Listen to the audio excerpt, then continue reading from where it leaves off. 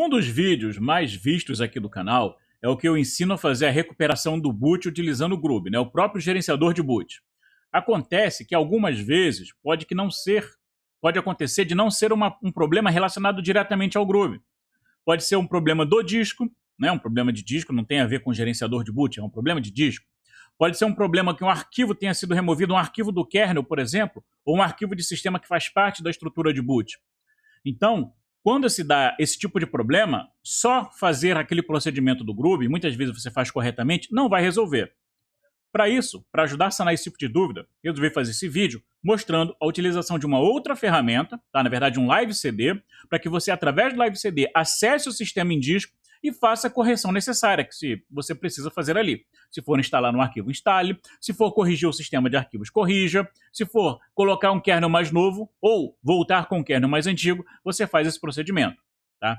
Esse procedimento que eu vou fazer, a lógica dele é universal, você vai poder usar ele em Debian, poder usar em Ubuntu, poder usar em Oracle Linux, Rock Linux, tá? Qualquer distribuição. A única coisa que você precisa é saber exatamente qual arquitetura de sistema você está utilizando. 32 ou 64 bits, né? Todo mundo usa processadores Intel, né? Provavelmente da família x86, então você tem que ver se é 32 ou 64 bits. Para fazer isso, eu utilizo o Gparted. Tá? O Gparted não é só uma ferramenta para gerenciar partições que muita gente instala, não. Ele também tem um Live CD do Gparted. Tá? Com esse Live CD você consegue. Você pode fazer um Live CD então, ou um pendrive bootável, né? Um Live pendrive, para poder utilizar essa ferramenta e iniciar o computador que você está tendo problema e, a partir dela, acessar o sistema e corrigir. Por exemplo, vou colocar aqui, né? Você pode ver aqui para baixar. Você vai baixar a versão mais recente dele, tanto seja em 64 bits ou em 32 bits. Isso tem que ser de acordo com a sua arquitetura. Tá? Então você vai baixar, você vai usar a ferramenta preferida que você tem para gravar esse CD, para gravar esse pendrive. É um arquivo pequeno, tá? Ele tem na faixa de uns 500 megas, então até em CD mesmo ele consegue, não precisa nem de um DVD para poder iniciar. E qualquer pendrive que você tenha, né, pendrives antigos, 2 GB, 4 GB, já vão funcionar muito bem com ele. Então, é uma ferramenta que você vai iniciar e, através dela, você vai acessar o sistema para poder corrigir o problema. E o procedimento, como eu disse, é um procedimento universal. Você vai poder usar para várias distribuições Linux a mesma lógica de procedimento, só respeitando a arquitetura do hardware. Vamos ver agora a inicialização e como fazer isso no nosso sistema. Nesse vídeo eu vou falar especificamente da recuperação de um Ubuntu, né? No caso aqui a versão 20.04, e vou mostrar como é que a gente vai fazer o passo a passo caso você não consiga. Aí você vai usar a sua ferramenta preferida, né, para gravar a ISO ou o pendrive bootável, e aí vai iniciar o sistema.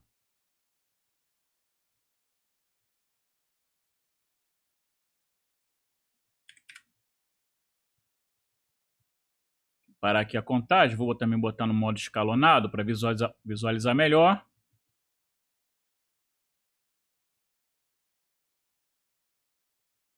Pronto. Então a gente vai usar as funções padrão, tá? Não vamos ficar passeando por ele. Então, default settings, né? Vamos deixar ele iniciar normalmente. E como é uma mídia pequena, né, 500 megas só, então ele é bem rápido para você poder trabalhar, mesmo em máquinas mais antigas. Isso aqui está com 4 GB de RAM e 2 processadores, então vai funcionar em qualquer lugar. Aqui eu recomendo escolher o mapa do teclado. Tá? O padrão teclado do mundo ocidental é o QWERTY, né, que é WRTY.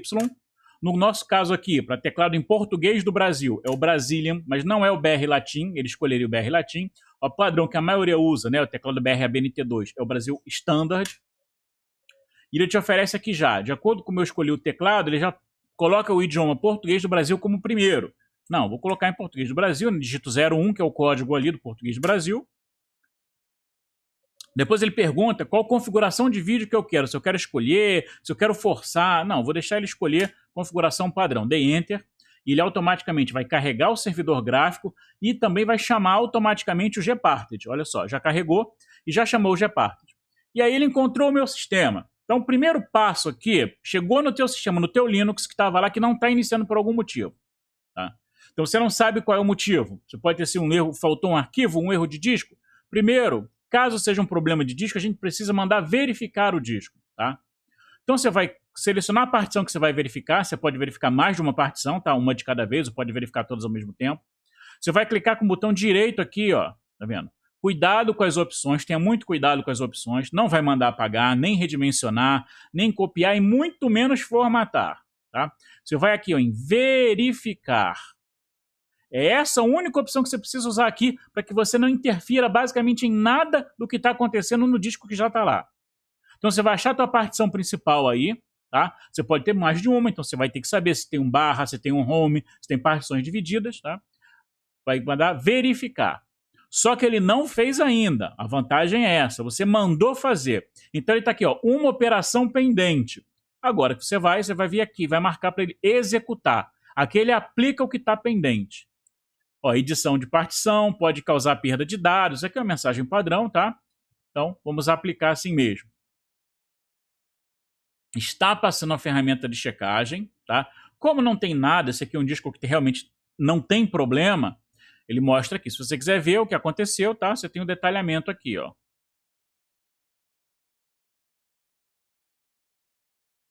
Tá? Você tem um detalhamento aqui do que aconteceu, o que foi feito ou não. Se quiser salvar o detalhe para depois, tudo bem. Mas aqui no nosso caso. Então, chequei a partição, verifiquei que não tinha erro, ele não apresentou nada aqui no relatório. Eu vou para o próximo passo. Eu vou fechar aqui o Gparted, vou abrir um terminal, tá? Sudo, -i, tá? Vou usar a opção sudo -i para transformar em root aqui. O Gparted é baseado em Debian, então ele é muito fácil de usar. cat/proc partitions. Eu vou ver quais são as partições que tem na máquina. Já que eu já sabia, né? Porque eu já tinha visto no Gparted que era o SDA5. Eu só tenho uma partição. Se você tiver 2, 3, aí depende se é o barra, se é o var, você tem que saber. Então é algo que você tem que pesquisar para ver se o teu barra está lá, se o teu var está lá. Se você tiver várias partições separadas, você tem que montar todas. Então, vou criar aqui ó, um diretório /mnt chamado Ubuntu, né? Que é eu estou fazendo um Ubuntu, vou chamar mnt Ubuntu, é claro. Eu vou montar esse disco /dev SDA5, tá? No /mnt Ubuntu e não vou colocar nenhuma informação de tipo, porque se tiver algum erro no cabeçalho da partição, ou eu talvez precise forçar uma outra checagem, ele me daria aqui. Tá? Como a partição está toda ok, ele verificou o tipo da partição, já escolheu a forma correta de montar e montou. Tá? E aí você faria o seguinte, tá? cat no /mnt Ubuntu etc fstab para saber se você tem mais outras partições separadas, tá? Você pode ver aqui que eu até tenho algumas partições aqui a mais. Na verdade, uma partição. Olha, você tem uma partição chamada /boot EFI, que é o SDA2. Então, eu preciso montar esse SDA2 também. Mount /dev SDA2. Ah, Wagner, não tenho aqui, tá por UUID. Tá? Se não tiver essa identificação de qual é a partição aqui, você não sabe, usa a UUID para fazer a montagem. Tá? Mount /dev SDA2 dentro de /mnt Ubuntu boot EFI. Por quê? Porque esse cara aqui existe dentro da partição montada. Então, montei ela. Agora que eu montei esses dois, eu preciso que essa partição montada tenha acesso às partes que são dinâmicas, que são criadas no boot, que não existem num disco. Então, se eu listar aqui, ó, o /mnt Ubuntu proc, que é o diretório do kernel, está vazio. Diretório dos dispositivos, não tem nada. Olha o diretório proc dessa máquina aqui, desse live que eu estou utilizando, ó, como ele está cheio. Olha o diretório dev dessa máquina aqui, como ele está cheio. Por quê? Porque são diretórios que são preenchidos no boot com o hardware detectado. Tudo que foi detectado no boot, ele preenche, criando arquivos específicos no /dev. Tudo que foi que está na execução na memória no momento é acessível pelo diretório /proc. Então, a gente precisa tornar esses diretórios acessíveis para o disco, né? Ele está bootado pelo Live CD, mas eu preciso que o disco também acesse esse conteúdo. Então, mount -o bind, né? -o bind, porque eu quero ligar um diretório no outro. Ligue o diretório /dev dessa máquina aqui com o diretório /mnt Ubuntu dev. Faço isso com o diretório sys também, que parte das funções de sistema roda lá. Então, mount -o bind, ligue o diretório /sys com o mnt Ubuntu sys. mount-t proc, porque eu preciso que aquela distribuição que está no disco também acesse o /proc, acesse os processos que estão na memória. Ele não tem ponto de montagem, tá? Porque é memória, mas ele vai ser acessível por /mnt ubuntu proc. Agora que está tudo lá, eu faço o seguinte, o comando mágico é esse aqui, ó, chroot, troque o diretório raiz, o diretório de trabalho root, diretório principal, tá? Para o /mnt ubuntu. E quando você entrar lá, execute o /bin, /bash como shell principal para mim. Então, eu estou mandando trocar o meu diretório de trabalho, tá? Que é o barra, para dentro desse cara aqui. E ele vai considerar que o barra agora é daqui para frente, tá? Nesse terminal que eu tô. Se eu abrir outro terminal, não muda nada. E quando ele fizer isso, ele também vai executar esse cara aqui, que é o shell padrão. Agora, tá? Eu estou utilizando como se eu tivesse iniciado o meu sistema pelo disco físico. Eu pulei o boot não foi feito pelo disco, mas eu consegui colocar lá. Então, ó, IP A, não tem o IP, então você tem que ver qual é a tua placa, qual não é. No meu caso aqui, eu vou botar logo dhclient -v na minha ETH0, porque eu quero que ele pegue o IP, ó, pegou o IP da rede, tá? apt update, vou atualizar, faltou o IP da rede, mas não tem o DNS, né? Eu vou editar, pode ser com um VI, se você não conhece, edita com o nano, o /etc resolve.conf, porque esse cara é tudo preenchido no boot. Como não ocorreu o boot pelo disco, ele não está preenchido. Eu venho aqui e coloco, ó, o meu DNS, o meu name server é o 8888. Se você pode tentar também, né, caso o 88 não esteja funcionando, é possível. 9999. O 88 é do Google, o 99 é da IBM, tá? Feito isso, você faz aqui no nano, né, um Ctrl X. Quer salvar a modificação? Sim. Qual arquivo que você vai salvar? O próprio etc resolve.conf. Pronto, salvou. Agora eu vou fazer o apt update. Ó, estou chegando na internet com o Ubuntu que está na máquina. Diferente aqui, ó, se eu abrir aqui uma nova aba desse terminal, sudo -i, e fizer apt update, ó, o que que acontece? Porque o live CD não tem rede, o live CD não tem nada para chegar lá, mas a distribuição do disco tem. Aí aqui eu veria, olha, tem pacote para atualizar? Não tem? Aí se for o caso, está faltando um kernel. O kernel está errado. Eu vou falar, apt install, né? Vou pegar aqui. Eu gosto do bash completion porque ele me ajuda na hora que eu aperto o tab, né? apt install, eu boto aqui, ó, Linux, image. Eu vejo quais os kernels disponíveis, né? Aí, digamos que eu tenho o kernel que eu estou aqui na máquina. Vou. ls no /boot. O kernel que está aqui é esse aqui, ó. 5.15.058. Então eu quero ver aqui um 5.15 qualquer coisa. apt install, Linux, image, e tem que ser genérico, né? Eu vou usar o mesmo padrão. 5.15 0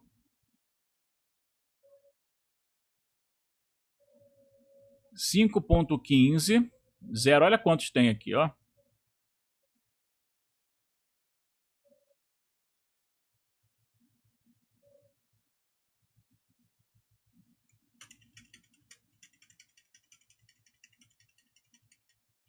Ó, 0,52, 56, digamos que foi o 58 mesmo.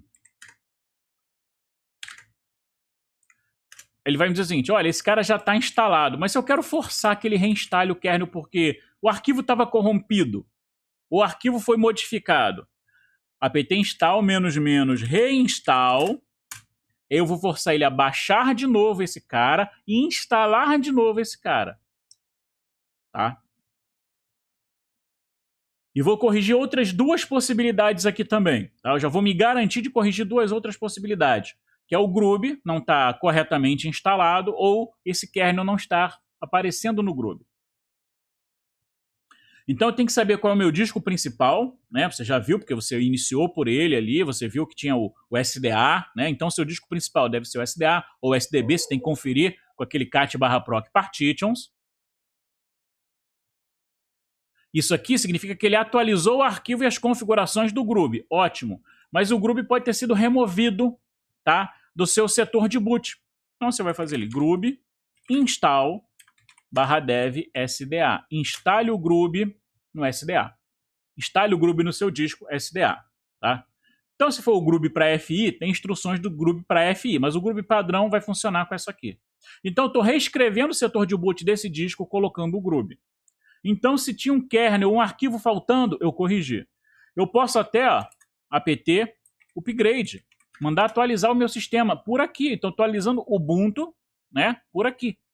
Mas assim, para uma correção rápida, isso aqui já é o suficiente. Tá?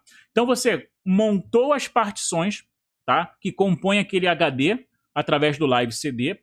Você fez com que os diretórios que são lidos dinamicamente, né, que são carregados durante o boot, criados os conteúdos durante o boot, que é do /dev, o /sys e o diretório proc de acesso à memória, você tornou eles acessíveis para o sistema do disco e você trocou o seu raiz, o seu diretório principal, do diretório do Live CD para o diretório do disco. Tá?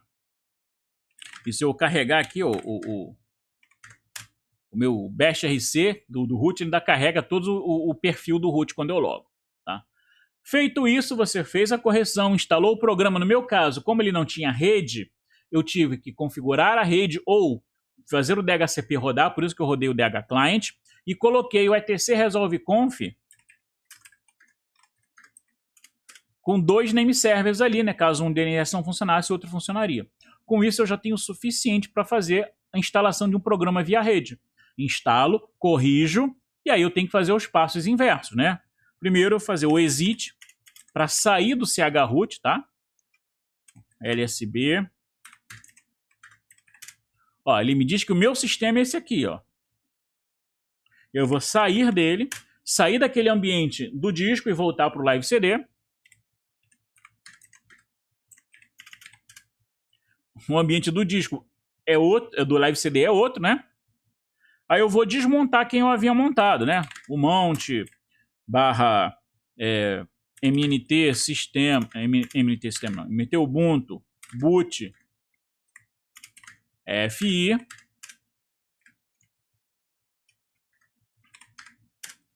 Ele está ocupado. O sys também. E vou desmontar o proc também. Como o /dev está ocupado, eu vou desmontar o mnt ubuntu. Ele está ocupado também, não consegue, mas isso é porque eu fiz a instalação. Então, deixei um arquivo existente lá. Que a rede, quando criou ali, ele só existe no /dev e está acessível ali, ó. Não criou para cá. Então, eu vou deixar dessa forma e vou mandar um reboot. Como eu já instalei o que tinha que instalar, ou instalei um kernel novo, agora eu vou só reiniciar a máquina. Tá? Quando reiniciar aqui, né, eu vou ter que tirar o CD, ele vai reiniciar pelo Ubuntu do sistema. Tá? Ó, já está iniciando pelo Ubuntu. E esse procedimento funciona para qualquer Linux. Seja ele um Red Hat, um Debian, né? Quem tem Debian mais antigo está passando por isso. Esse procedimento também vai te ajudar. Se você tiver um kernel faltando, alguma coisa assim, um programa que está faltando. Então você pode, às vezes, um arquivo de configuração que foi apagado indevidamente, você pode copiar de algum lugar e copiar para cá, utilizando esse procedimento. Tá? Que o Live CD do Gparted vai funcionar em qualquer um. Você só tem que ter atenção à arquitetura do sistema, 32 ou 64 bits. Isso aí já vai ser o suficiente para corrigir o problema.